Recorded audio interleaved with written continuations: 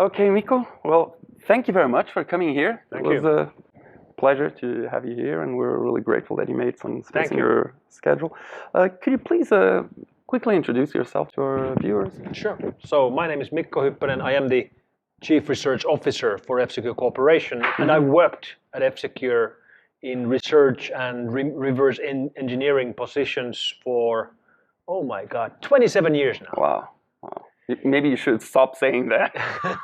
Yeah, it's a long time, but it's really been a wild ride. 'Cause I've seen not only this company change from a small startup to a big company operating around the world, but also the whole industry grow from nothing to where it is today. But the biggest change must have been the change in the attackers, because that has changed more than anything else. And that's what I'd like to ask you about the attackers. It started, as you just explained in your talk, as teenagers in a garage. So they were clearly hobbyists. Then they became professionals and the whole thing became a business. What's the next step for this market? It's hard to see exactly what's happening, but one fear we have when we try to analyze the different actors and how it evolves is that we would see more serious attacks from extremists and terrorists. Because we haven't seen cyber terrorism yet. We do know, and we have analyzed how extremist groups like Al-Qaeda or Islamic State or other extremist groups, how they use the internet. And they do use the internet for collecting donations, for recruitment, for radicalization, for propaganda, for encrypted communications. But what they have been unable to do so far is to launch actual attacks. And that would have been possible as well, but we hope we will never see that, but it is one possibility. So you think that groups such as Anonymous, for example, still don't qualify as extremists? Movements like Anonymous is categorized as hacktivists in our book. Hacktivists or hacker activists.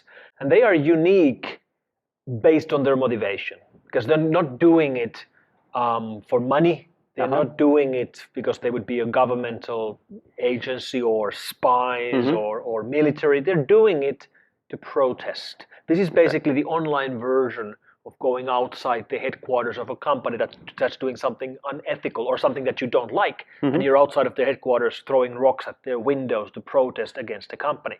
Today, people do it online. They deface websites, they launch denial of service attacks, but the important thing to notice here is that they don't get anything for themselves. They're not making money, they're not stealing, they are showing their opinions. Okay, and by the way, feel free not to answer this question if you don't like to. But in your opinion, what's the biggest threat to our online personas? The public or the private sector in cybercrime?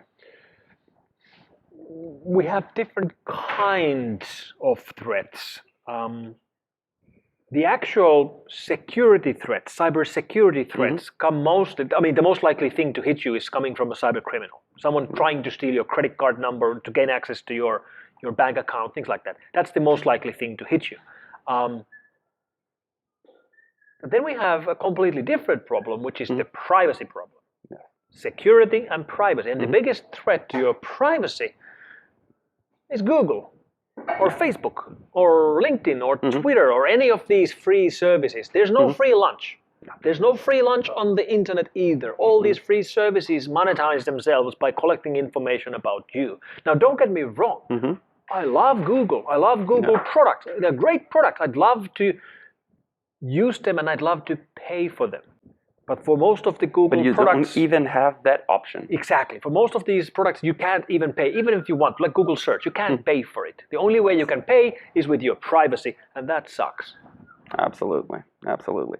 So another thing that has changed, in my opinion, is that until recently, cyber attacks were kind of mimicking what is done in the real world. They attack places that have money, that store money. Sure. So, but now, as you said, money has become data. Maybe we can start seeing attacks that are aimed at money itself. Maybe at Bitcoin or Ethereum or any other crypto coins. So do you think that's going to become a substantial risk, something that we'll have to protect ourselves? Or? It is a real clear trend. This is already happening, and it is very obviously happening, and for a very good reason. Like when you look at these attacks from the point of view of the attacker, these attacks make a lot of sense. Like if you're trying to make money, yes, you can make money by hacking a bank. You can make money by hacking an online store and stealing payment information. You can make money by running a keylogger to get PayPal logins. But that's traditional money. You still have to launder it. You still have to somehow move it to the real world. And that's the hard part. That's the choke part on cyber criminals. That's why the same criminals and the same groups which used to target real world banks or their online bank equivalents are now moving attacks against cryptocurrency exchanges, or the groups that used to do attacks against online stores are now targeting cryptocurrency wallets, or phishers which used to be stealing PayPal credentials are now launching attacks to gain access to people's Bitcoin, Ethereum, Litecoin wallets. Once they gain access to these currencies, these new data currencies, then it's game over. Then it's game over. The money is already anonymized. It's already untrackable. They can take it and do whatever they want with it, and we can't find it. Okay. And in your opinion, what are the most common mistakes that common users do that put in risk their online assets, privacy, etc.? Is there's some common blunders that we all make and could avoid? Well, yes. Two good examples. First one, backups. Ransom Trojans like WannaCry and Petya and all the others, they wouldn't be a problem at all if you would just have backups. Like if you get hit by a ransom Trojan which has encrypted your, personal files, you just restore yesterday's backups and you carry on. You don't have to pay a thing. It's exactly the same thing at your company. Why would you ever pay anything? But then when we look at the reality, we see that this is not what's happening. People don't have backups of their data. Companies are unable to restore data to continue operations. They don't have all of it backed up. They have it too infrequently backed up or what have you. So backups, that's one thing. Okay. The other thing, it's as simple as backups. It's passwords. Passwords continue to be a problem. And for a very good reason. We all need tens or hundreds of passwords for our account. So it's impossible to maintain a strong and unique password in every service. For each service. Unless you use a password manager. So use a password manager. That's what I do. Okay, makes sense. And moving from users to developers, and that's something that really exasperates me because we train developers at KeepCoding. Mobile, web, big data, and it's very, very easy to get them interested in some new technology. But it seems almost impossible to get them interested in application security, in making their software secure. So how can we fix that? Because if the people that build software are not aware and not interested in making it safe, it's a losing battle. I disagree. I think it's not that hard to get developers and designers and technical people to get interested, even excited about security. I know this when I look around the devs and researchers we have in our organization. Okay. I believe some of the best technical minds in the world choose to work in security. I mean, if you're really good, you can work in any field you want. You could be writing operating systems or office applications or search engines or games. But many of these best minds choose to work in security because when you work in security, what you're doing is that you're helping people. You're helping people. People come to you in their hour of need, asking for help, and you're able to help them. That's important. That's important work. That work matters. And you're also one of the good guys, with the white hat against the evil who are trying to attack end users. So it's a very rewarding job, and it feels like an important job. What you're saying does ring bell as well. The fact that people who are not working in security themselves, they need to be able to follow secure coding practices to prevent security vulnerabilities from their systems. A good tip there, which especially web application developers should always take a look at, are things like the OWASP top lists of the most typical blunders, the most typical mistakes people who don't work in security make when they develop security-centric applications? So if I understand, what you're saying is that we could test our software against well-known attacks in the same systematic way that we test against known or expected bugs with TDD.